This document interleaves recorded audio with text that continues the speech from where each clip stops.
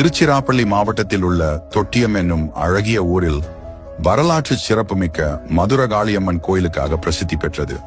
வெண் குதிரை வாகனம் பலிபீடத்திற்கு அருகே உள்ளது. மதுரை வீரன் சந்நிதியும் இத்தலத்தில் உள்ளது. 400 ஆண்டுகளுக்கு முன்பு இப்பகுதியை பாளையக்காரர் கெஜன்ன நாயக்கர் ஆட்சி செய்தார். சின்னானின் பறை இசையில் மயங்கிய மதுரை காளி அவனுடன் அவன் ஊரான தொட்டியத்திற்கு வர சித்தம் கொண்டு வடிவெடுத்துச் சென்றாள்.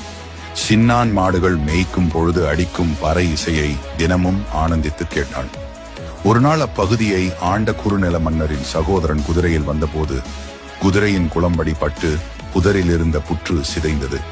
புற்றில் இருந்த அன்னை கோபமுற்றதால் சகோதரன் அந்த கணமே மதியிழந்தான்.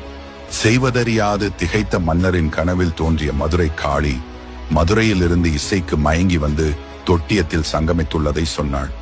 உடனே அரசன் காளிக்கு திருக்கோயில் எழுப்பி உற்சவம் நடத்தினான். சகோதரனின் சித்தமும் தெளிந்தது. பறையடிக்கும் தொழிலை மேற்கொண்டிருந்த சின்னானுக்கும் அவன் சகோதரன் செல்லானுக்கும் கோயிலினுள் சிலை அமைத்தான்.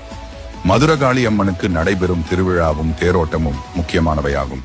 தை மாதம் 2ஆம் தேதி முகூர்த்தம் செய்யப்பட்ட நாளில் இருந்து திருவிழா ஏற்பாடுகள் தொடங்கி பங்குனி மாதம் தேரோட்டம் முடியும் வரை தொட்டியம் அமர்க்களப்படும்.